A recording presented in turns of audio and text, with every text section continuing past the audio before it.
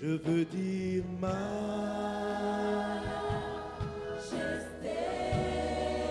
Nous voulons t'acclamer, majesté. Nous pouvons acclamer la majesté. Reçois l'adoration, Seigneur. Praise et glory en abradishe. Robarabara larianda bradiso robara la kendere de broche. Praise et glory en abradisa rabara la koro baba baba shendere de broche. Praise et glory en abradisha rabara la kendere de broche. Praise et glory en abradisha. Majesté, à toi la gloire, à toi la louange. Merci Seigneur. Majesté.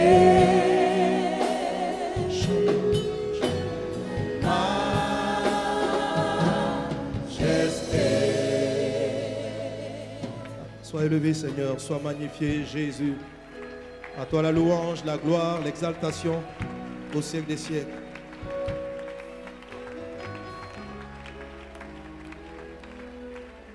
Alléluia. Praise de glory anda garala shatara da brus. Praise de glory anda bradi soro barala karababa sharababare. Praise de glory anda bradi sara barala koro barala sara barala kende. Oh, majesté.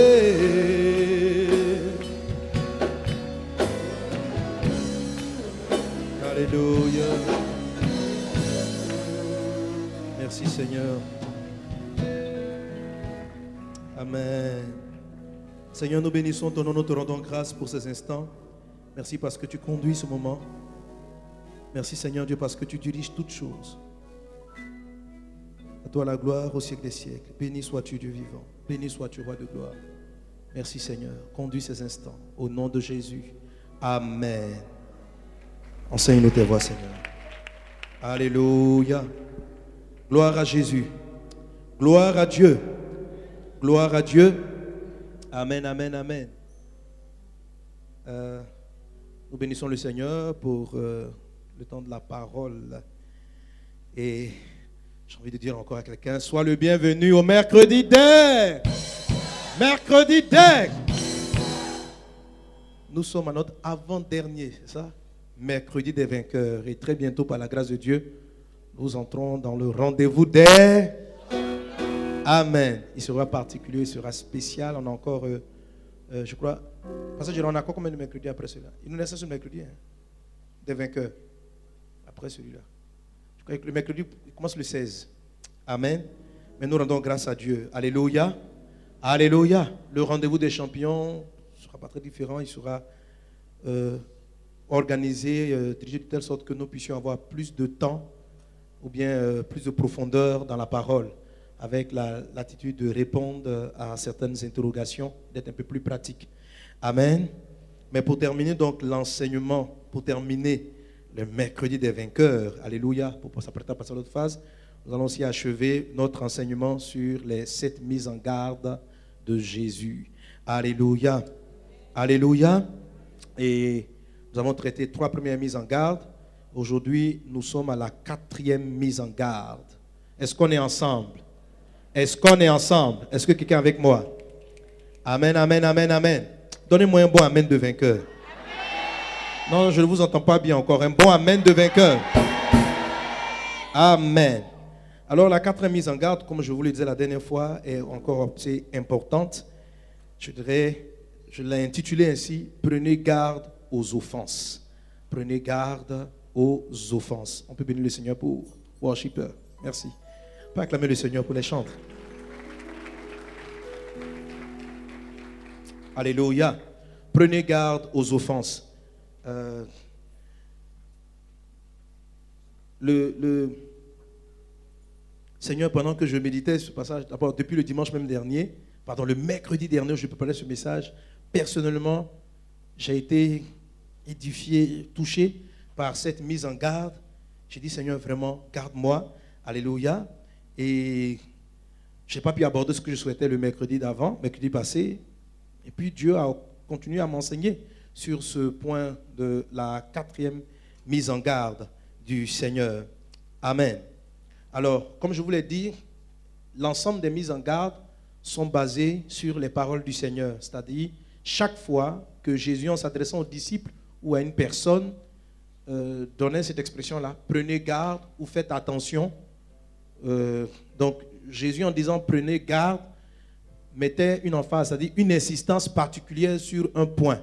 Donc ce sont ces différentes expressions, prenez garde, qui nous ont amenés à établir le thème sur les 7 mises en garde de Jésus. Alléluia.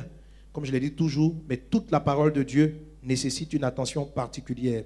Et Jésus dit, une fois de plus encore, en Luc chapitre 17, verset 3, il dit ceci, prenez garde à vous-même. Prenez garde à vous-même. Si ton frère a péché, reprends-le. Et s'il se répand, pardonne-lui.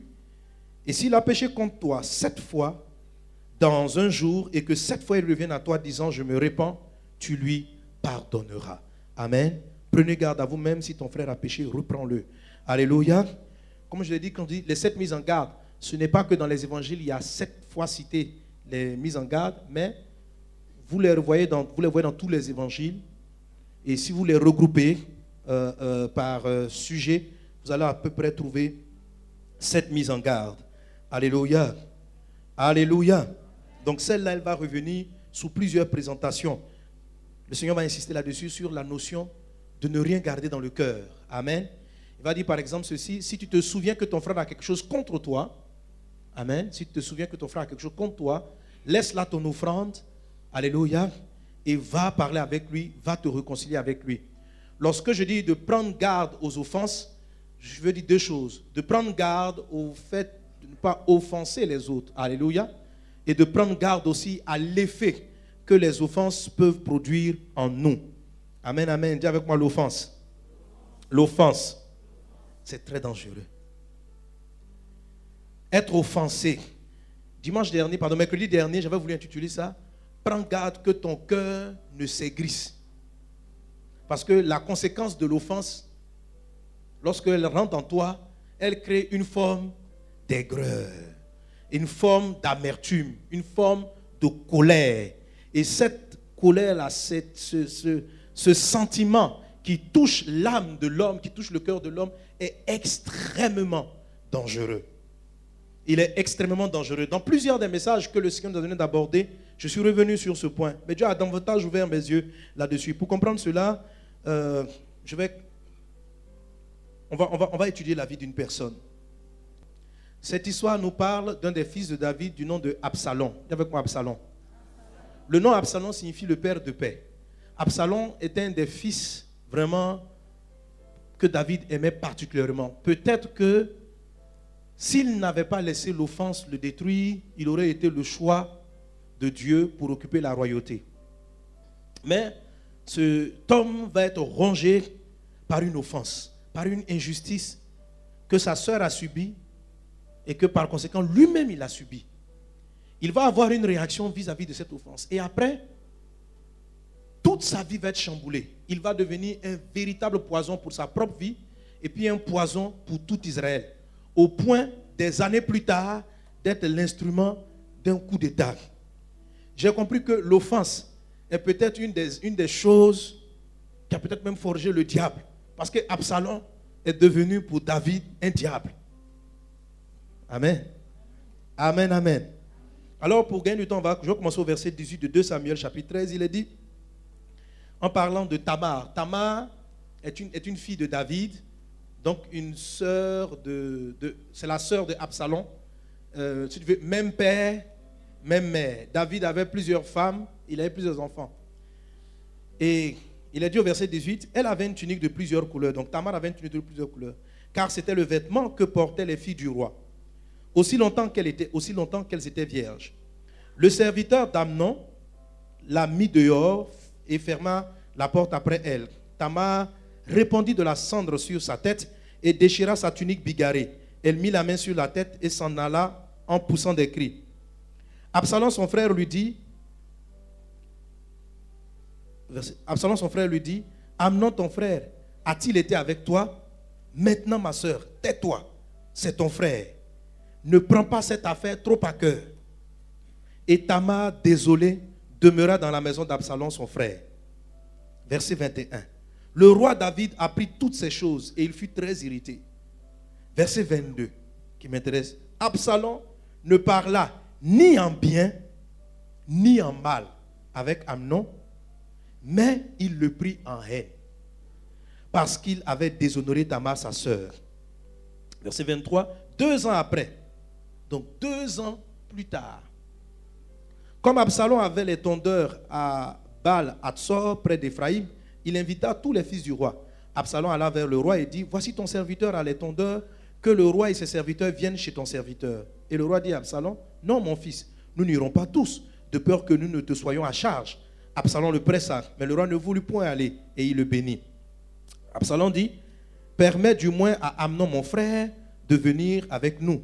Le roi lui répondit, pourquoi irait-il chez toi? Sur insistance d'Absalom, le roi laissa aller avec lui Amnon et tous ses fils. Absalom donna cet ordre à ses serviteurs. Faites attention.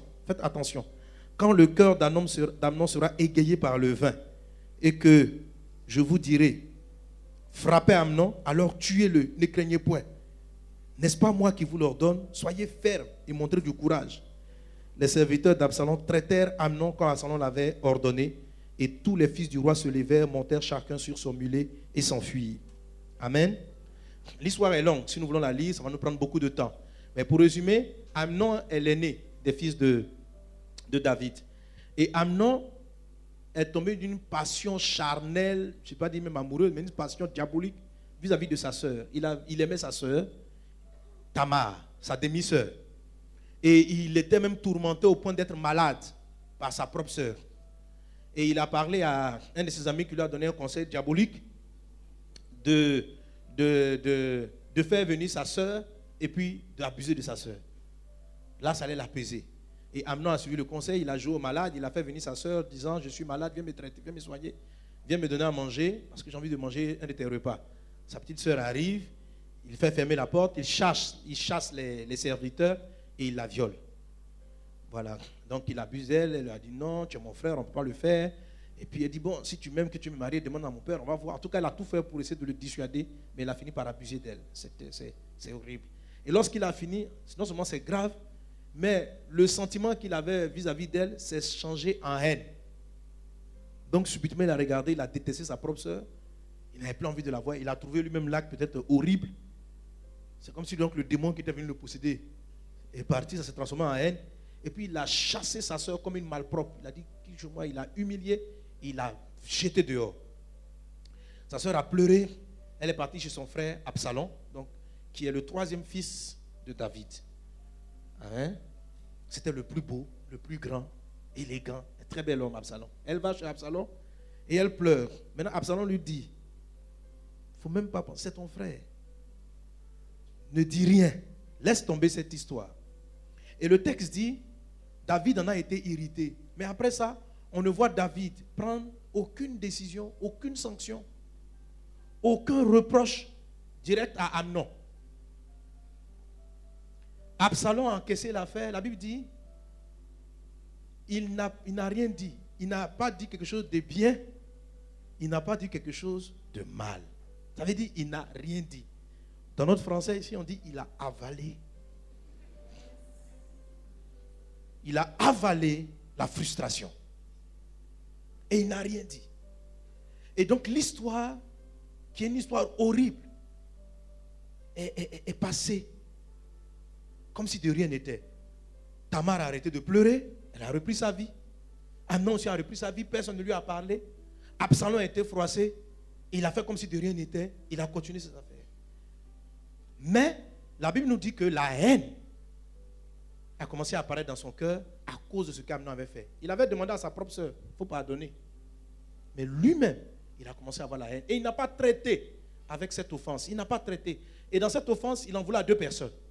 À Amnon et à David, son propre père. Amen. Mais il ne va pas parler, il ne va se plaindre à personne. 2 ans plus tard, il va faire tuer son frère Amnon.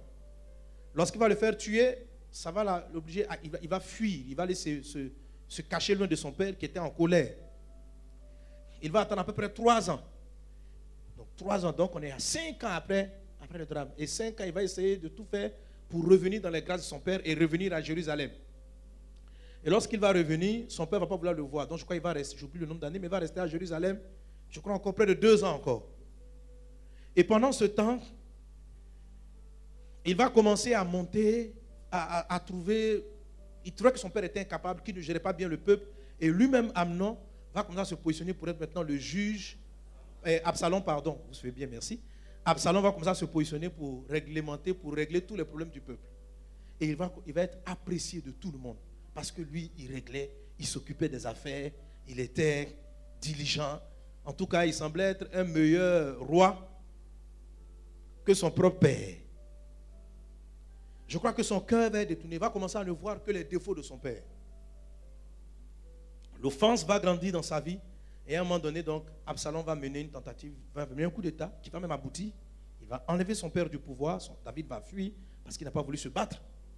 David va s'échapper. Bref, après quoi, Absalom, dans son désir d'exécuter son père, va lui-même être tué. Et David va ainsi reprendre le pouvoir. Amen. En fait, c'est une histoire qui est triste, mais qui est arrivée à cause d'une chose, l'offense qui a été maltraitée. Alléluia. Alléluia. Judas aussi a trahi Jésus parce qu'il était offensé. Judas. Lorsqu'on dit que tu subis l'offense, il ne s'agit pas de subir une offense. L'offense n'est pas seulement le fait d'avoir raison, c'est-à-dire tu as raison et puis on n'a pas traité un sujet. Non, tu peux être offensé même à tort. Tu peux être offensé même à tort. Mais le sentiment que l'offense laisse dans le cœur est très dévastateur, il est très dangereux.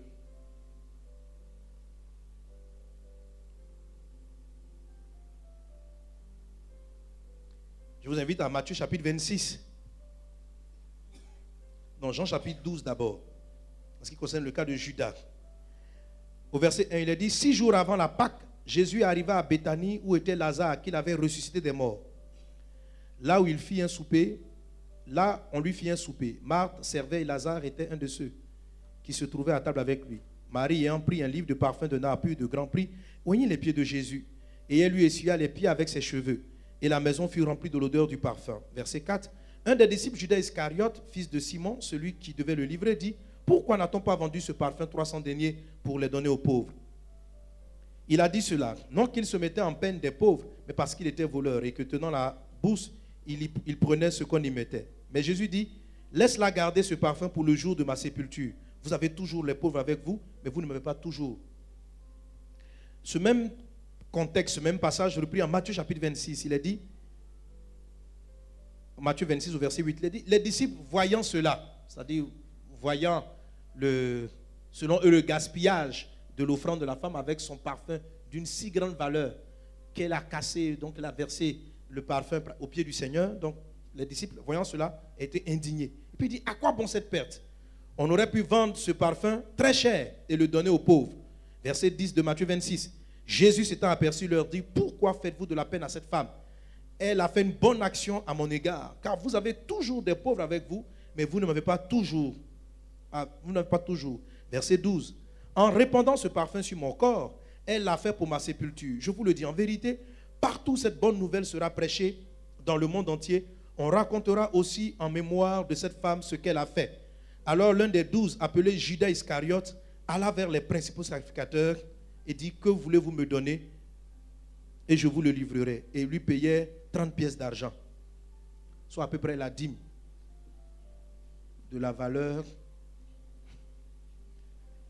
du parfum. On voulait le vendre 300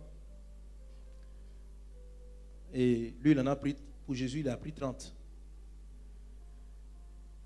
Mais si vous regardez bien le texte de Jean chapitre 12, en fait tous les disciples se sont plaints du gaspillage selon eux de l'offrande de la dame. Les disciples ont dit, la Bible dit que tout le monde s'est indigné. Mais dans le texte de Jean chapitre 12, ce qu'il est dit, c'est que celui même qui s'est le plus indigné, c'est Judas. C'est-à-dire tout le monde peut se plaindre. Et puis il y a un qui est le chef de file. Voilà, donc Judas devait être le plus grand plaignant et les autres l'ont suivi. C'est la raison pour laquelle dans certaines versions, on dit plus que c'est Judas qui s'est plaint. Mais dans d'autres versions, on nous dit que tout le monde s'est plaint. Donc certainement quand l'insistance de Judas, la Bible nous montre que c'est lui qui a été choqué un peu par l'histoire. En fait, ce qu'il explique paraissait cohérent. Vous voyez, Jésus soutient beaucoup les pauvres, Jésus aide les personnes. Et le parfum que la dame voulait utiliser était d'une grande valeur. Et d'une grande valeur. Il y a un texte de Sainte Écriture qui dit qu'un ouvrier était payé en moyenne 1 denier par jour. Donc, les apôtres ont souhaité on supposait que le parfum pouvait être vendu à 300 deniers. Vous imaginez, donc ça fait à peu près 300 jours de travail, soit pratiquement une année de travail. Vous voyez la valeur que peut constituer ce parfum. Voilà. Donc, et il voit une femme qui brise le parfum. Donc, il voit 300, une année de travail. Tu vois, imagine-toi ton salaire pendant 1 an, pas 1 mois. Et puis quelqu'un vient, il casse ça comme ça, il verse comme ça. Elle verse, elle met ça sur Jésus. En fait, ils ont été choqués. Ils ont dit, mais madame, c'est vrai que tu aimes Jésus. Mais quand même, donc imaginez, bon, on va essayer de vous donner une moyenne. Hein, si on va sur le SMIC en Côte d'Ivoire, c'est combien? Combien? Bon, ça a été revalorisé là. Ah, je ne sais plus. Bon, bref, on va dire 75 000. OK? Frère, c'est quoi? C'est 100 000 maintenant? Bon, on choisit, c'est par hasard, je dis. Si ça correspond, c'est pas ça. Bon, on va dire 75. Toute l'année, ça fait combien? Pour 12 mois, ça fait combien? Ah, mais les gars, vous n'êtes pas bon en maths. Hein? Faut bon, on va arrondir. On va dire ça fait 100 000 francs. C'est simple à multiplier. Pendant les 12 mois, ça fait 1,2 million. C'est simple. On imagine que le SMIC en Côte d'Ivoire est de 100 000 francs, ce qui n'est pas vrai, nous le savons. Mais, voilà, c'est de 100 000 francs à peu près. Et, donc par mois, donc 1,2 million, la valeur du parfum. On casse le parfum, on met ça sur Jésus. Donc 1,2 million. Comme ça. C'est fini comme ça. Donc, vous savez, ils ont regardé, vous pouvez imaginer près de 2 millions, 1,5 million. Et ils ont imaginé tout ce qu'on pouvait faire avec. On peut mettre des enfants à l'école, on peut résoudre plein de problèmes, il y a plein de gens qui ont des difficultés. Et lorsqu'ils font la remarque à Jésus, ils font la remarque à la dame, madame, c'est beaucoup d'argent. Vraiment, même si vous avez de l'argent, hein, donnez-nous le parfum. On va le vendre, on va aider des gens. Mais comme ça, venez verser le parfum par terre. 1 million comme ça. Dans le pays en crise. Ils ont été choqués. Et Jésus, au lieu d'approuver leur démarche, dit, laissez la femme là tranquille. Elle a fait ça pour ma gloire, pour ma sépulture. Et vous voyez, il y a des choses comme ça que vous voyez. Si vous voyez par exemple votre pasteur, ou bien quelqu'un que vous estimez, faire quelque chose que vous trouvez injuste. Parce que tout dépend de l'angle avec lequel on interprète cette histoire. Amen. Tout dépend de l'angle avec lequel on interprète cette histoire. C'est-à-dire, tu imagines quelqu'un, tu vas voir ton pasteur, pasteur, aide-moi, j'ai faim, j'ai faim. Et puis devant toi, il s'achète une chaussure. Tu lui demandes 100 000 francs. Et puis devant toi, il achète une chaussure de 1,5 million. Et il monte. Et puis il dit, ça te plaît, c'est bon? Ça va? Ouais. Ok. Tu dis, ah! Voilà, voici un peu ce qui s'est passé dans leur esprit. C'est-à-dire, ils ont trouvé que c'était... Les disciples ont accepté les paroles de Jésus. Mais Judas n'a pas accepté. C'est pourquoi le texte de Jean, Matthieu dit ceci. Ce qui suit après, il dit, après que ce soit passé, il a dit, alors, amen. Donc, au verset 14, donc Jésus dit au verset 13, partout où on parlera de la bonne nouvelle, on parlera de cette femme. Verset 14, il dit, alors l'un des 12 appelé Judas alla vers les principaux sacrificateurs. Donc le alors indique que, à cause de ce que Jésus vient de faire, je crois que Judas n'a plus cru en Jésus. Il s'est dit, si c'est l'homme de Dieu auquel on croyait, qui est simple, on pensait qu'il était venu aider les pauvres, mais il aime le luxe. C'est lui aussi, il cherche les bons parfums. Judas a été choqué. Et juste après ça, l'estime qu'il avait du Seigneur a disparu. Et c'est sur cette base-là qu'il est parti. Il dit, mais ce gars-là, on doit l'arrêter. En fait, Judas n'a pas fait ça parce qu'il voulait qu'on tue Jésus. Parce que lorsqu'on a tué Jésus, il s'est suicidé. Son intention n'était pas de le faire tuer, mais peut-être de le faire arrêter, de le sanctionner, de le punir, parce qu'il estime que ce gars-là, André, c'est un faux prophète. Parce qu'il gaspille l'argent, ou bien il cautionne une mauvaise gestion des fonds. Et c'est sur cette base que Jésus est parti. Donc Judas, autrement dit, a été froissé a été offensé, a été frustré par l'attitude de Jésus. Mais il avait tort. Alléluia. Amen. Et cette attitude-là a blessé son cœur. Et c'est ce dont le Seigneur nous parle par rapport à la 4e mise en garde. Il faut faire attention aux offenses. Dis avec moi l'offense.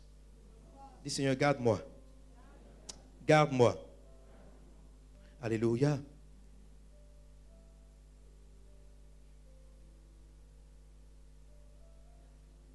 L'offense est dangereuse. L'offense est un poison. Jésus dit, prends garde. Si quelqu'un a fait quelque chose qui t'a froissé, si quelqu'un a péché contre toi, va traiter avec lui. Résous le problème. Résous le problème. Règle-le. Ne laisse pas la colère ou l'irritation dans ton cœur. Cette chose-là va produire des conséquences que tu n'imagines pas. L'offense transforme des gens de destinée en mauvais. L'offense transforme des gens même qui ont un cœur bon en personnes qui deviennent remplies de haine, d'amertume. Et l'offense peut arriver de différentes façons. Dans le cas de Judas, il avait tort. Il n'a pas compris que Jésus parlait de manière prophétique. Il a interprété les choses terre à terre. D'autres personnes auraient pu lui donner raison. Mais il a ouvert son cœur à l'offense. Dans le cas d'Absalom, il n'a pas traité avec l'offense. Son père l'a offensé. Son frère l'a offensé. Le Seigneur veut te dire aujourd'hui, prends garde aux choses que tu encaisses. Qu'est-ce que tu as avalé comme douleur que tu refuses de traiter? D'aller parler à la personne, ni en bien, ni en mal. C'est vrai, il n'est pas bien de parler mal. Mais il est préférable d'ouvrir, même maladroitement, de sorte de ne pas garder la douleur. Vous comprenez, non? On dit Absalom a parlé ni en bien, ni en mal. Il a avalé la douleur. Et le Saint-Esprit a ouvert mes yeux pour m'expliquer combien de fois l'offense détruit beaucoup de gens dans l'église. On va voir tout à l'heure les conséquences de l'offense. Beaucoup de personnes sont privées de la grâce de Dieu. Beaucoup de personnes ont commencé à prendre des chemins que Dieu ne veut pas qu'ils prennent. Beaucoup de personnes dans l'église sont devenues blessées, aigries, froides, ont perdu les dons spirituels, les faveurs dans leur vie parce qu'ils n'ont pas su traiter avec l'offense. On peut être offensé, comme Judas, peut-être par son pasteur, par son responsable de département. On peut être offensé parce qu'on est parti dans une église. Mais la Bible dit ceci. Si tu te souviens, Jésus dit, prends garde à toi. Prends garde à toi. Et je vous ai dit ceci, lorsque le Seigneur dit de prendre garde, c'est parce qu'il y a un danger. Un véritable danger de ne pas traiter avec l'offense. Quelqu'un dit à son voisin, traite avec l'offense. Dans le livre de Matthieu, chapitre 28, Matthieu, 18, verset 15, il est dit, si ton frère a péché, va et reprends-le entre toi et lui seul. S'il t'écoute, tu as gagné ton frère.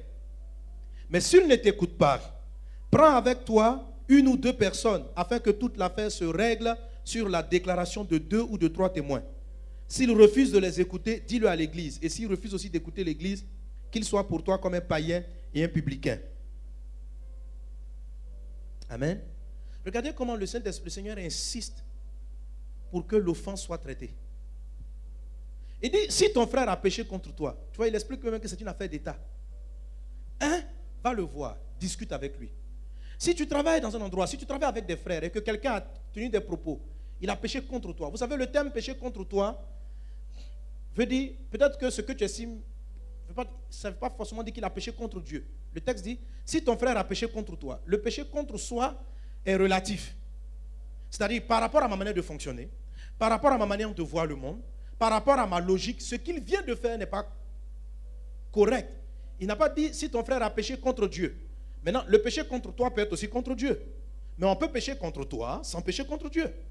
Quelqu'un est-il avec moi? Alléluia. Judas, je pense qu'il avait des principes de vie. Pour lui, Jésus a péché contre lui. Jésus a péché contre l'image qu'il avait de Christ. Mais Jésus n'a pas péché. Dieu utilise le terme péché contre toi pour dire comment tu ressens la chose. Comment tu vois la chose. Parce que tu ne peux pas traiter avec tous les péchés en général. Si ton frère a péché, un gars qui est jusqu'en France, si ton frère a péché, tu ne vas pas prendre l'avion et le trouver. Parce que le péché en général ne t'attaque pas de près, ne te touche pas. Bien sûr, si ton frère a péché, tu vas le reprendre, tu vas parler avec lui.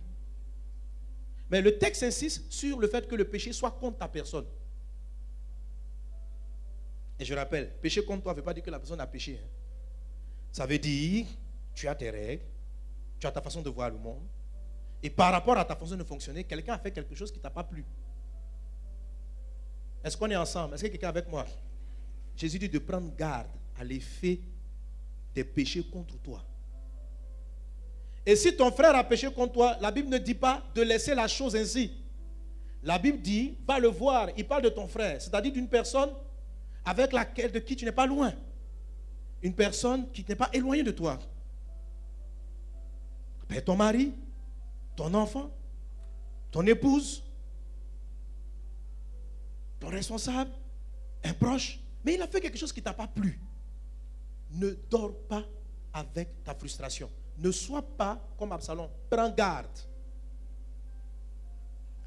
Peut-être qu'au départ, Absalom n'avait pas décidé de devenir un traître. Mais l'offense va polluer son âme. Est-ce qu'on est ensemble? Quelqu'un est-il avec moi? C'est pourquoi la Bible, Jésus dit ceci: si ton frère a péché contre toi, va le voir. Assieds-toi et puis parle avec lui. Dis, mon ami, il y a une chose qui m'a vexé. Tu m'as froissé. Je n'ai pas apprécié. S'il n'écoute pas et que tu sais que tu as tort, il dit, va appeler quelqu'un d'autre. Vous voyez, c'est un peu... Je crois que la majorité d'entre nous dit, s'il ne t'écoute pas, laisse-le. Et puis, occupe-toi, laisse-le. Mais Jésus ne veut même pas que l'offense demeure. Il dit, traite avec le sujet. Tu sais, ce soir, le Saint-Esprit m'envoie pour te dire, et te dire à plusieurs, il y a beaucoup d'entre nous qui ne traitent pas avec l'offense. Plusieurs sont comme des Absalom, des encaisseurs d'offense, sans parole, ni en bien, ni en mal.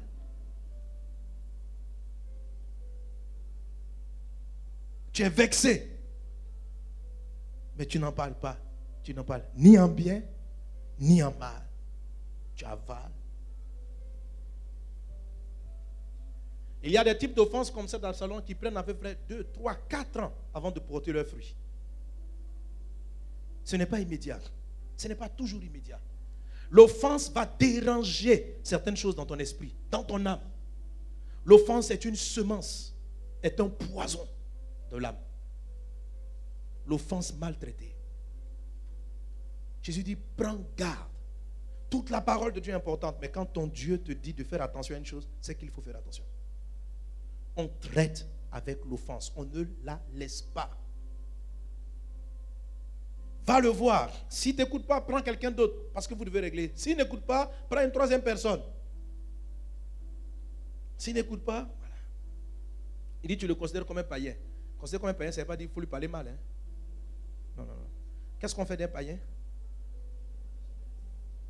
C'est-à-dire, on l'aime. Oui, la Bible dit, allez sauver les autres. Alléluia. La Bible dit, aime tout le monde. Donc, un païen, on l'aime.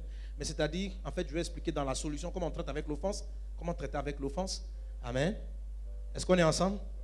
Est-ce qu'on est ensemble? Voilà. C'est-à-dire, si tu n'arrives pas à régler, mets-toi dans la mentalité qu'il ne sait pas ce qu'il fait. C'est tout. Traite-le comme un enfant.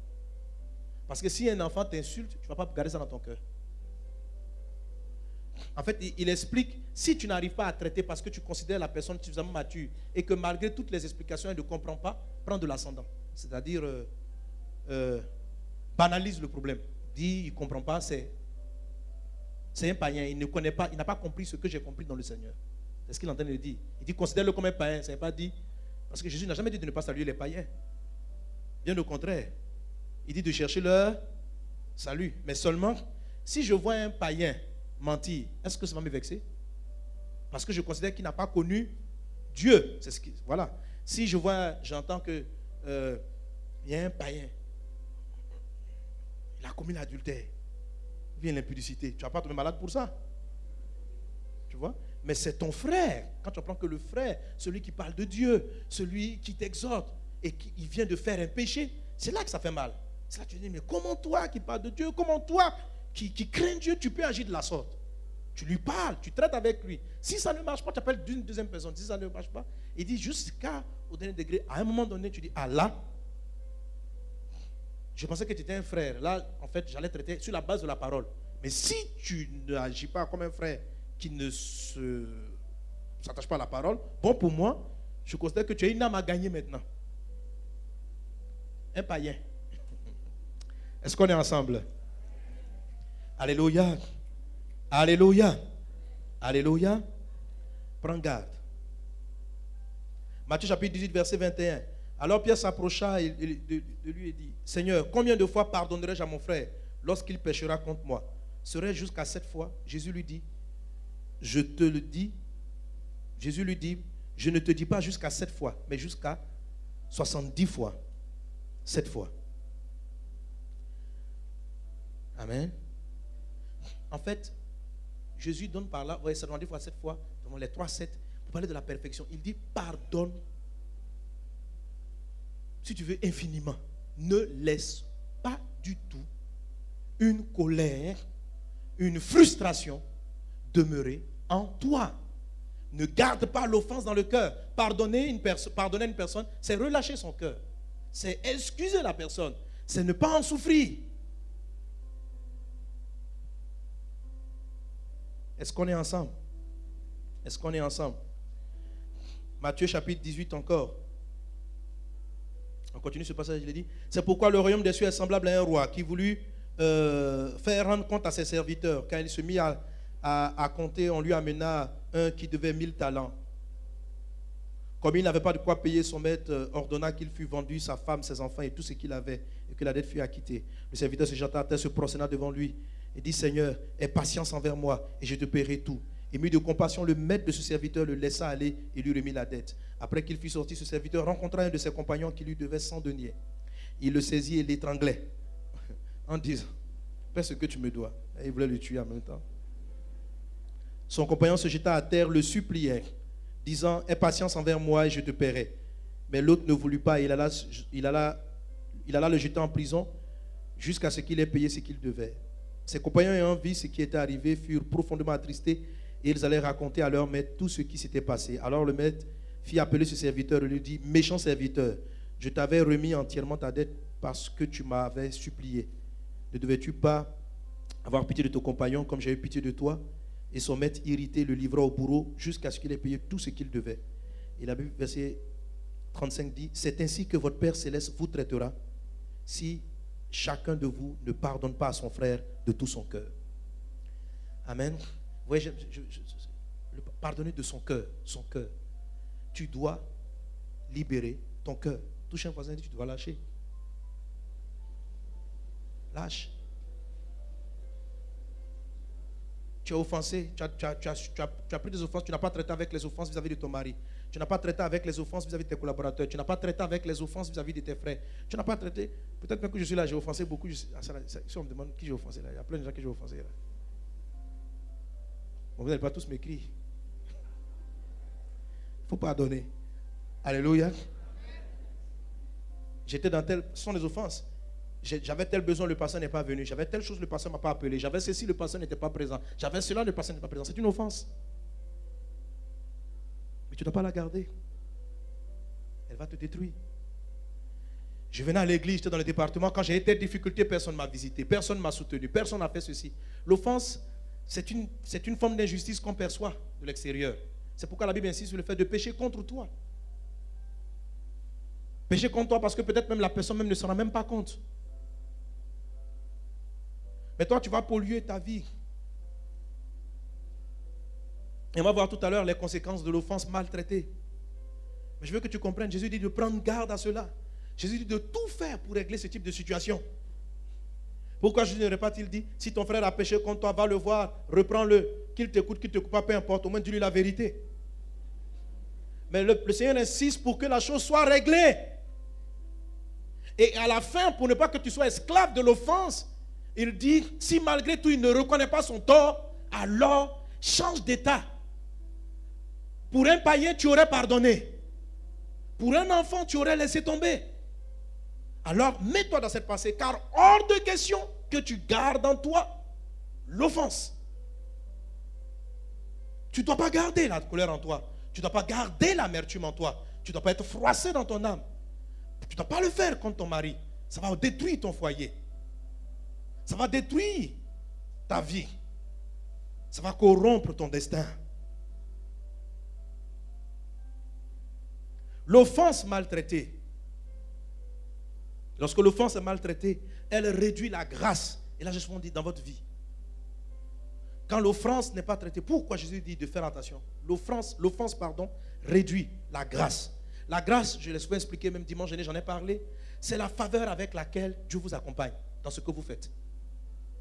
La grâce, c'est le don, la particularité de Dieu dans votre vie. Je dis souvent, c'est le petit pouce de Dieu qui fait la différence en vous. Amen. Alléluia. La Bible dit que Jésus-Christ croissait en grâce. Hébreux chapitre 12, verset 15 dit ceci. Veillez. Et c'est la même chose. Veillez. C'est une vigilance. Veillez à ce que nul ne se prive de la grâce de Dieu. À ce qu'aucune racine d'amertume poussant des rejetons ne produise du trouble et que plusieurs n'en soient infectés. Ton Dieu dit, la Bible dit veillez. Quand on dit veillez encore, c'est une mise en garde. Veillez, ça dit fais attention. Fais attention que personne ne se prive de la grâce de Dieu. Et qu'est-ce qui peut priver de la grâce de Dieu? L'amertume. Il dit qu'aucune racine. Il ne dit même pas que l'amertume. Il dit la racine de l'amertume. C'est-à-dire, on n'a même pas encore vu l'amertume. Qu'aucune racine d'amertume. Et la racine de l'amertume, c'est quoi? C'est l'offense. La racine de l'amertume, c'est quelque chose qu'on a considéré une forme d'injustice. Quelque chose qui ne nous plaît pas. On n'est pas encore amer. On n'est pas encore aigri. La racine de l'amertume. D'habitude, quand je parle, je dis de veiller à ce que l'amertume n'atteigne pas le cœur. Oui, c'est vrai. Mais le texte commence parce que souvent, on n'est pas encore amer. Une offense, je peux la subir sans pour autant être amer. Mais je vous ai lu l'histoire d'Absalom pour vous montrer que l'amertume peut apparaître beaucoup plus tard. C'est la raison pour laquelle Hébreux 12, 15 parle de racine. Le fruit de l'amertume n'est pas encore visible. Il dit qu'aucune personne ne se prive de la grâce de Dieu. Autrement dit, si la racine de l'amertume est en toi, la grâce va commencer à réduire. Va commencer à se réduire dans ta vie. La faveur de Dieu, la bonté de Dieu, la miséricorde de Dieu va commencer à diminuer dans ta vie. Prenez garde. Veillez. Gardez la grâce. On a tous besoin de la grâce. Dans ce monde difficile, on a besoin de la faveur de Dieu. On a besoin de la faveur de Dieu. Et la faveur de Dieu a pu commencer à diminuer dans ton cœur parce que tu n'as pas pardonné à ton mari. En fait, tu dis non, parce que c'est pas que je n'ai pas pardonné. Tu es comme un salon. Tu n'as parlé ni en bien, ni en mal. Et tu n'as pas mal parlé. Tu n'es pas assis pour dire chérie, faisons palabre. Quand il a fini de le faire, lorsqu'il est arrivé à la maison, tu as ri avec lui comme tu riais tous les jours. Tu as fait sa cuisine comme tu avais l'habitude de faire. Mais ce jour-là, tu dis, j'ai compris qui il est. En fait, lorsqu'on ne parle ni en bien ni en mal, ça veut dire qu'on a classé la personne. C'est ça la racine de l'amertume. C'est ce que j'appelle traiter avec l'offense. Et la personne, tu l'as classée, tu l'as jugée, tu l'as évaluée, tu l'as pesée, tu l'as jugée, tu as fait la conclusion, tu as fini par dire ce n'est plus rattrapable. Donc comme ce n'est pas rattrapable, tu vas pas pourquoi tu as lui dit du bien, pourquoi tu as lui dit du mal. Vous voyez, ça ne va rien changer. Il est comme ça, il est comme ça. Tu l'as mis là. Et tu as continué ta vie, ni en bien, ni en mal. Le Saint-Esprit m'envoie te dire, réveille. Au-delà, on va parler ou en bien, ou en mal. On va parler. Il faut traiter le sujet. Tu as besoin de la grâce de Dieu. La grâce de Dieu a commencé à baisser dans ta vie pour des choses pareilles. Il faut traiter avec l'offense. Prenez garde. Prenez garde, a dit Jésus. L'offense maltraitée. Lorsque l'offense est maltraitée, elle éloigne de vous la grâce, mais une des conséquences de la grâce, c'est même le pardon de Dieu. C'est-à-dire, lorsque quelqu'un ne traite pas avec l'offense, lorsque cette personne-là même demande pardon au Seigneur, et le Seigneur ne lui pardonne plus. Or, si Dieu ne pardonne plus tes fautes, là, mon frère, tout. Comme on dit, c'est gâté là. Et tu demandes pardon. Hé Seigneur, hier j'ai menti, pardonne-moi. Oh. Dieu ne pardonne pas. La Bible dit ceci, Matthieu chapitre 6, verset 12. Pardonne-nous nos offenses, comme nous aussi, nous pardonnons à ceux qui nous ont offensés. Pardonne-nous nos offenses. Parce que nous aussi nous offensons. Comme nous nous pardonnons à ceux qui nous ont offensés. Ce texte nous dit ceci, qu'il y a un parallèle. Dieu te pardonne, Dieu pardonne tes offenses à la mesure de ton pardon des offenses. Des offenses que tu subis. Voilà. Si tu pardonnes 3 fois et que la 4e fois tu classes les gens, Dieu estime que c'est la règle avec toi. Quand tu fais une offense, première fois, il te pardonne. C'est ce que ça signifie, non? Deuxième fois, il pardonne. La 3e fois, il te pardonne. Parce que toi, c'est ce que tu dis. Le gars, il t'a vexé une fois. Tu dis, tu parles en mal ou en bien pour régler le problème. Tu dis, fais attention, je n'aime pas ce que tu fais là. Il dit, pardon, ou bien il dit rien. Tu dis, ok. Deuxième fois, tu dis, non, je t'ai déjà dit. Il ne faut plus recommencer ça. Deuxième fois. La 3e fois, écoute-moi, c'est la dernière fois que je pars. Je ne reviendrai plus sur le sujet. 3e fois. 4e fois, tu ne parles ni en bien, ni en mal. Tu as classé l'affaire. Donc, tu as établi une règle. C'est que 3 offenses sont pardonnables. Mais si quelqu'un arrive à 4, c'est que vraiment, il fait le mal de manière délibérée et il nécessite une sanction. La règle est valable pour toi aussi. Dieu est d'accord avec toi. Tu dis, ok. Donc, on ne peut pas t'offenser 3 fois. Si on t'offense 3 fois, la 4e fois n'est plus pardonnable. Donc, sur la base de cette prière, je te pardonne comme, et de la même manière que toi tu pardonnes aux autres, la règle tient. Il faut être sûr que toi, tu ne vas pas faire 3 péchés. En tout cas, sois convaincu. Il faut pécher, mais il faut te limiter à 2. Faut te limiter à 2. Si tu donnes 7 péchés comme maximum aux autres, fais pêche. Mais moi, que ça s'arrête à 6. Ah, si tu fais le 7e, le ciel va se fermer.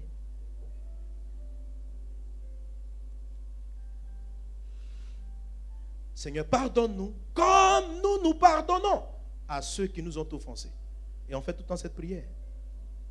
Alors, c'est pourquoi Pierre a demandé, mais combien de fois devons-nous pardonner? Il dit, autant de fois. 7 fois, 70 fois, 7 fois. Pratiquement infini, par jour. Oui, c'est par jour. Bon, même si c'est sur l'année, tu vas prendre le temps de compter jusqu'à 70 fois. Comment? 77 fois 7 fois, ça fait combien? 499. Donc tu vas compter les gens. Tu dis, la Bible dit 7 fois 77 fois. 1, 2, 3. Tu veux une comptabilité des péchés contre toi. Oui, il a fait ça. Bon, ça, il m'a demandé pardon, donc ça fait moins 1. Il était à 20 péchés. On est retombé à 19. 19, jusqu'à, quand il a atteint maintenant, 400 combien là? 499. Ok, mon frère, c'est fini. Tu as atteint le quota. La limite. Non. Amen. C'est pourquoi quand Pierre a demandé, est-ce qu'il y a une limite dans le pardon? Jésus a voulu faire comprendre, non. 7 fois 77 fois, ça fait les 3 7. 7, c'est la perfection. 3, le chiffre de Dieu. C'est pour dire infiniment. Veille à ce que tu n'aies aucune offense qui demeure en toi. On dit amen à la parole du Seigneur. Amen, amen.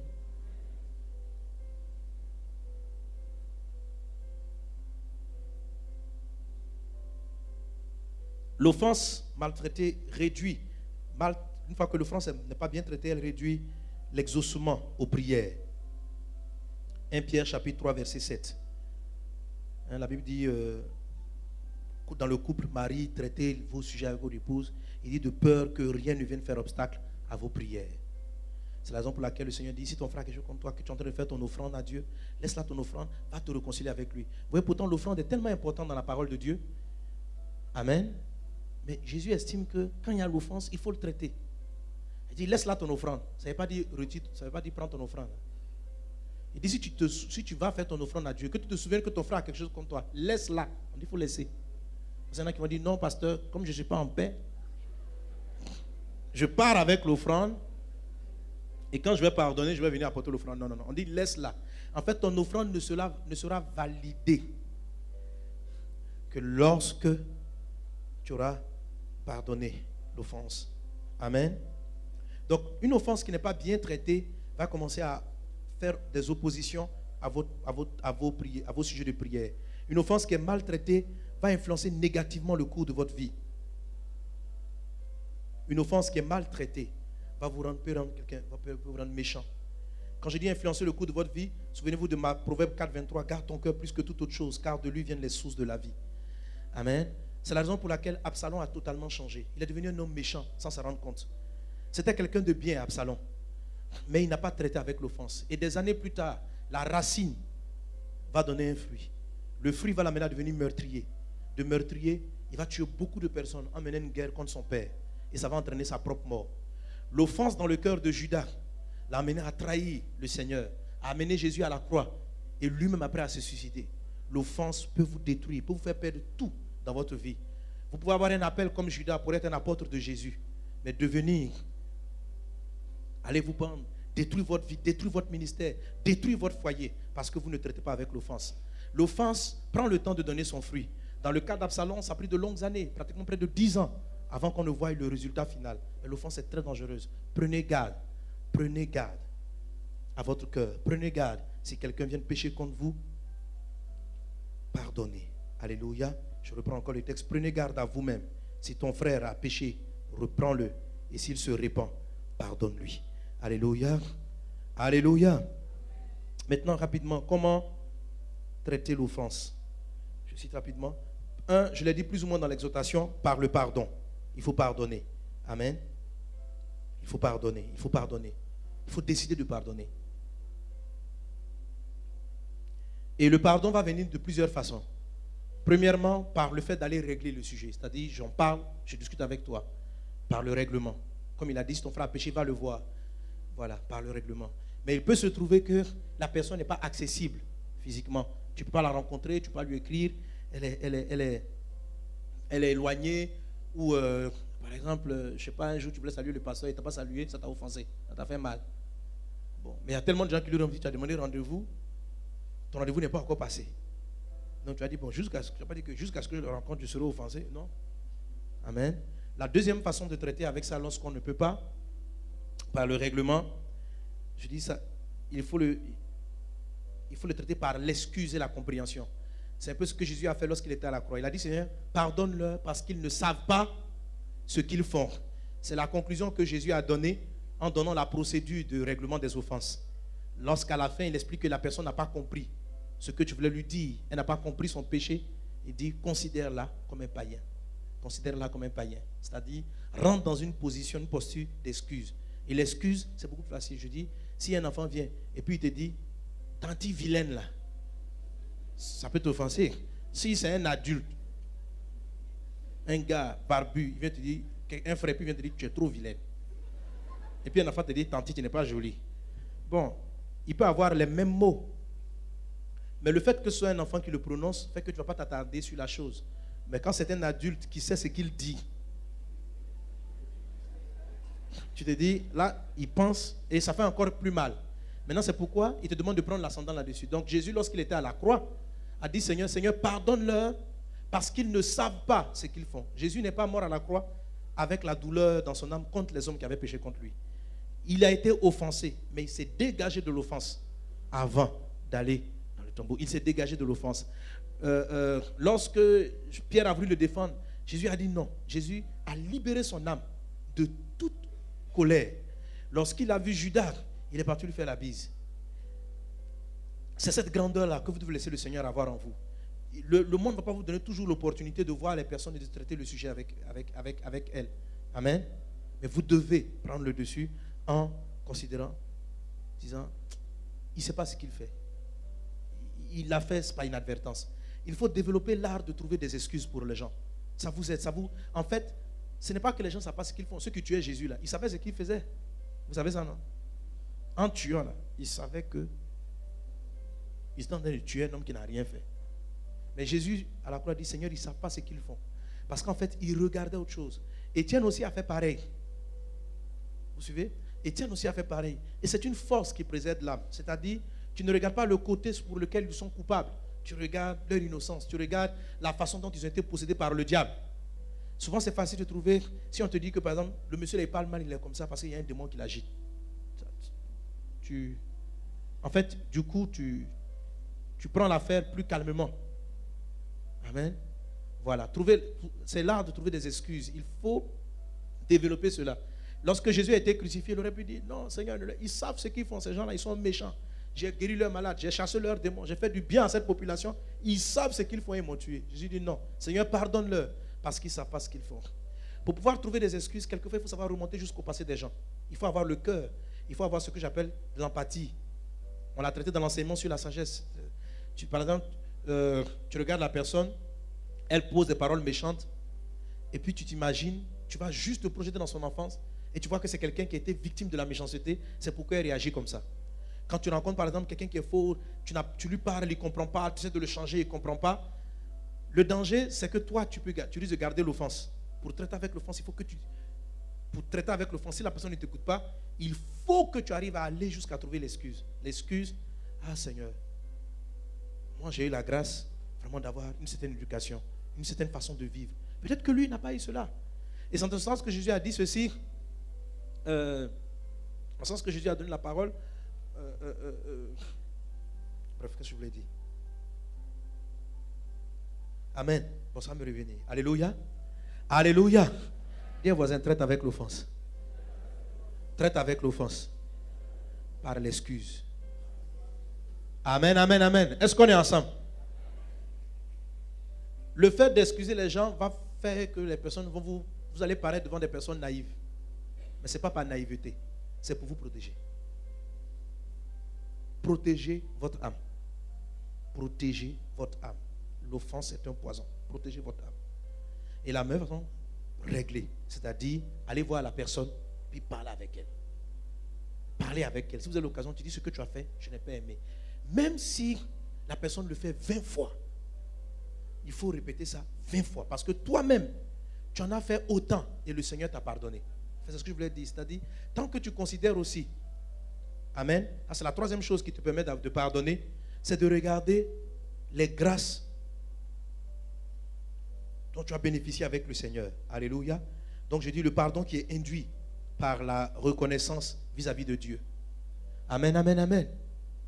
Une manière de pardonner facilement aux personnes, c'est de toujours voir d'où toi-même le Seigneur t'a tiré.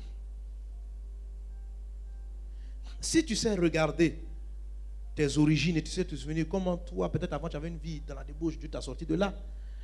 Vous savez, la Bible dit ceci, celui à qui on pardonne beaucoup, aime beaucoup. Celui à qui on pardonne peu, aime peu. Amen. Dieu nous a pardonné à tous énormément. Mais il y a beaucoup de chrétiens, ceux qui ont des difficultés à traiter avec l'offense, c'est souvent des personnes qui ont l'impression qu'à eux, Dieu a pardonné très peu. Parce qu'avant de se convertir, ils étaient déjà un peu bien. Quelqu'un me suit? C'est-à-dire quand ils sont arrivés, ils avaient déjà une bonne éducation, ils avaient déjà une bonne manière de voir le monde, ils savent gérer les choses. Vous savez, on n'a pas tous le même background. Amen. Je disais à une soeur, je dis, vous savez, par exemple, il y a certains dans leur éducation, depuis quand on est enfant, on t'éduque à saluer tout le monde. Dès que tu vois quelqu'un, tu dis bonjour. Si tu ne dis pas bonjour quand tu passes, quand tu es enfant, ton papa il te tape. Il dit, qu'est-ce que j'ai dit? On salue. Et ça reste dans ta tête. Il y en a qui n'ont pas appris ça. Donc tu vas les voir, ils arrivent dans un endroit, tu es là, ils ne te saluent pas. Et puis ils parlent à quelqu'un d'autre. Mais ce n'est pas par méchanceté. C'est par éducation. Donc là, il a péché contre toi, mais toi, tu es froissé. Tu es offensé. Et tu vas dire, ce frère-là, il se prend, dans l'église, là, il salue jamais les gens, quoi. Mais il ne sait même pas qu'il ne t'a pas salué. Tu vas dire, il fait exprès. Et à partir de là, maintenant, quand tu le rencontres dans l'église, tu le salues le bout des doigts. Ou bien le jour, il allait s'intéresser à toi. Tu dis, ah, c'est maintenant tu vois les gens, quoi. On était dans l'église, si tu ne m'as jamais salué, maintenant tu vois les gens. Vous voyez, tout ça, c'est les offenses. Je crois que beaucoup se reconnaissent. Amen. Alors, si vous développez la capacité d'excuse, en fait, le truc, c'est de préserver ton cœur. Amen. Si tu développes, tu dis, bon, tout le monde n'a pas appris ça. Peut-être qu'il ne sait pas. Donc, quand c'est quoi, toi-même, tu forces. Tu dis, frère, bonjour, je suis en train de te saluer. Il dit, excuse-moi. Et si tu as l'opportunité de parler avec lui, tu t'assois avec lui. Tu dis, frère, j'ai remarqué une chose. Je peux te parler franchement, avec amour. Oui. Tu sais, on est dans le groupe là, mais tu sais que tu ne salues pas. Hein? Ah bon? Oui, oui. Je ne sais pas, c'est par orgueil, tu te crois le plus grand ou quoi? Il y a quoi? Il va dire non, c'est pas par orgueil, je ne sais pas trop. Mais il faut régler le problème, c'est ce qu'il dit. Si ton frère a péché contre toi, va le retrouver. Assieds-toi avec lui, parlez-en. Mais le truc, c'est que les personnes sont offensées et elles ne parlent ni en bien, ni en mal. Donc on a des Absalons. Il y a beaucoup d'Absalons dans cette affaire, dans cette église. Tu ne parles ni en bien ni en mal, il ne t'a pas salué, tu parles ni en bien ni en mal. Tu arrives au culte, tu as l'impression qu'il t'a mal regardé, tu ne parles ni en bien ni en mal. Tu lui as envoyé un truc, il ne t'a même pas dit un petit bonjour, tu ne parles ni en bien ni en mal. Toi, tu parles ni en bien ni en mal, tu ne parles pas. C'est pas bon, dis-moi, c'est pas bon. Bon, il ne faut pas parler mal quand même. C'est mieux de parler en bien. Amen, amen, amen. Est-ce qu'on est ensemble? Donnez un bon amen à Jésus. Alléluia. Est-ce qu'on a compris cette mise en garde? Elle est importante, non? Donc je m'attends à beaucoup de repères d'amour, de réconciliation dans l'église et partout. Alléluia. Faites l'effort. Faites l'effort. Allez voir les gens. Parlez avec eux. Gardez-vous. Vous ne le faites même pas pour eux-mêmes, vous le faites pour vous-même. Ne polluez pas votre destin. Ne réduisez pas la grâce de Dieu dans votre vie. Vous devez aller loin. Prenez garde à l'offense. Prends garde, dit le Seigneur. Si ton frère a péché contre toi, va le voir et traite le sujet. Amen. Quand il dit prenez garde, ça veut dire qu'il faut faire attention. Il ne faut pas sous-estimer l'offense qu'on te fait. Il ne faut pas sous-estimer. Ne sous-estime pas l'offense. Ne sous-estime pas, ne la banalisez pas. Amen, amen, amen. Amen. Bon, maintenant je vais citer. Parce que je pense que je n'ai pas le temps de développer. Je cite les mises en garde. La 5e mise en garde. Et aujourd'hui je finis. Mais je ne vais pas développer parce qu'il est l'heure. Ou si vous voulez une prochaine fois. Mais je ne vais pas développer. La 5e, je vais les citer, vous allez noter. Je dis ceci, prenez garde de manquer de consulter Dieu. Amen. Dans cette mise en garde vient de Marc chapitre 13, verset 23. Jésus dit, prenez garde, veillez et priez. Amen. Puis après, quand vous ne savez quand viendra le temps, etc., prenez garde. Et dans Luc 21, il reprend encore, prenez garde à vous-même, de craindre que vos cœurs ne s'apesantissent par les excès du manger et du bois et par les soucis de la vie, et que ce jour ne vienne sur vous à l'improviste, etc. Amen. Et dans le même passage de Luc 21, au verset 36, il dit, veillez donc et priez en tout temps. Là-dessus, en fait, je vous parle, c'est sur la vie. Vous voyez cet effet-là dans la vie de David. Jésus dit, veillez et priez. Veillez et priez, ça parle non seulement de la prière, mais ça parle de la vigilance sur le fait d'être avec Dieu, de tout le temps rester avec Dieu. Donc de veiller sur sa vie de prière. Mais je vous aurais montré les textes que je vais citer les versets. Celui de Luc chapitre 21 te dit ceci, veillez à prier de peur d'être appesanti, d'être alourdi par toutes les charges de la vie. Et quand vous regardez la vie d'un homme comme David, vous allez voir que les drames dans la vie de David sont arrivés parce qu'il manquait, parce qu'il n'a pas veillé sur une bonne discipline qu'il avait développée, celle de consulter Dieu dans tout ce qu'il faisait ou avant tout ce qu'il avait à faire. Amen. Alléluia. Divisez la vie de David, vous allez voir en 2 temps. Premièrement, il consulte toujours Dieu. David fait un pas, Seigneur, es-tu avec moi? Et un moment dans sa vie, David a arrêté de consulter Dieu. La vie va vous amener quelquefois à être beaucoup chargé ou à prendre beaucoup de poids et de responsabilité. Et à un moment donné, vous pouvez plus vous fier dans des personnes, dans des systèmes, que de prendre le temps d'invoquer Dieu. Consulter Dieu, ce n'est pas toujours que vous allez entendre la voix audible, mais c'est de lui parler de vos problèmes, de dire, Seigneur, je m'apprête à entreprendre telle chose, je m'apprête à faire ceci, est-ce que tu es avec moi? Est-ce que je peux entreprendre ceci? Est-ce que tu veux que je le fasse? Est-ce que tu veux que j'arrête? Il faut veiller à cela régulièrement. Amen, amen, amen. Amen. Donc voilà quelques passages. 1 Samuel 23, 2. David consulta l'Éternel en disant, irai-je et battrai ces Philistins? Et l'Éternel lui dit, va. 1 Samuel 23, verset 4. David consulta encore l'Éternel. 1 Samuel 30, verset 8. David consulta l'Éternel. 2 Samuel 2, 1. 2 Samuel 5, 19. 2 Samuel 5, 23. Et en 1 Chronique chapitre 13, on commence à voir que David manque de consulter le Seigneur. Et ça va entraîner la mort d'un de ses disciples qu'on appelle Uza. La Bible dit, il va se retrouver avec le conseil. Il va dire, si ça vous paraît convenable, Faisons un projet pour Dieu. C'est-à-dire même pour Dieu. Il faut prendre le temps d'invoquer. Il faut prendre le temps de prier. Veillez à cela. Alléluia. Dans 1 Chronique chapitre 10 verset 14, il est dit, en parlant de Saül, Saül ne consulta point l'Éternel. Alors l'Éternel le fit mourir. Je ne sais pas, ils n'ont pas ça à l'écran. 1 Chronique 10 verset 14. Notez bien ça. Saül ne consulta pas l'Éternel. Alors il est mort. La mort de Saül est venue parce qu'il n'a pas consulté Dieu. Tes affaires peuvent mourir parce que tu ne consultes pas Dieu. Prends garde à veiller et à prier. David a entraîné la mort de Uza parce qu'il n'a pas consulté Dieu. Il dit aux disciples, retrouvons-nous. Il dit pardon à son peuple, est-ce que c'est bien pour la gloire de Dieu? Il dit si cela plaît à Dieu, mais il n'a pas pris le temps de prier comme il le faisait d'habitude. Et ça va entraîner un drame. Amen. Faisons ce que le Seigneur attend de nous. Veille là-dessus, prends garde dans tout ce que tu fais. Vous savez, pendant que je suis en train de méditer là-dessus aujourd'hui, je me suis arrêté, puis j'ai revu un peu c'était un programme. J'ai dit, André, c'est là, je n'ai pas consulté le Seigneur. André, c'est là, je n'ai pas consulté. Donc j'ai commencé à me repentir dans ma chambre. J'ai dit, ah Seigneur, si j'ai fait quelque chose sans t'avoir appelé avant, dis-moi en même temps pour que j'annule. Alléluia. Cultivez l'habitude de consulter Dieu en toutes choses. En d'autres occasions, le Seigneur permettra qu'on puisse développer ce point sur la prière. La sixième mise en garde que j'ai traitée dans beaucoup de sujets, Jésus dit ceci, puis il dit, Luc 12, 15, gardez-vous avec soin de toute avarice. Luc chapitre 12, verset 15, gardez-vous avec soin de toute avarice, car la vie d'un homme ne dépend pas de ses biens, fût-il dans l'abondance. Jésus dit de faire garde à l'amour de l'argent, à l'avarice. Donc, si tu es avare, il faut changer. Amen. Mais ici, le Seigneur nous parle en fait de l'attachement à l'argent. Dans le livre de 1 Timothée chapitre 6, la Bible dit que ceux qui sont possédés de l'amour de l'argent, qui sont habités par l'amour de l'argent, finissent par voir naître dans leur vie toutes sortes de mal, toutes sortes de maux. Ils font le mal aux autres. Ils commettent des péchés. Alléluia. Alléluia. La relation d'une personne vis-à-vis de l'argent doit être détachée. Certains courent après la misère en disant pour eux, si l'argent vient dans ma vie, il va me détruire.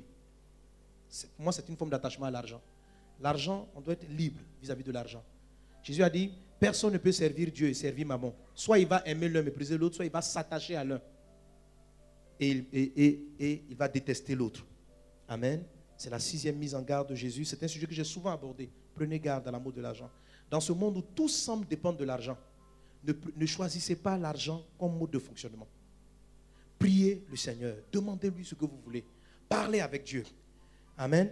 Ne prenez pas l'argent comme une limite de ce que vous voulez faire. Si nous regardions l'argent, jamais nous n'aurons construit ce bâtiment. Si nous regardons l'argent, jamais nous n'aurons mené les croisades d'évangélisation. Si nous regardons nos comptes en banque, s'attacher à l'argent, être attaché à l'argent, c'est différent d'aimer l'argent. Être attaché à l'argent, c'est croire que s'il n'y a pas d'argent, Dieu ne peut rien faire dans votre vie. Être attaché à l'argent, c'est limiter toute intervention de Dieu à la présence ou à l'absence de l'argent. Ce n'est pas vrai.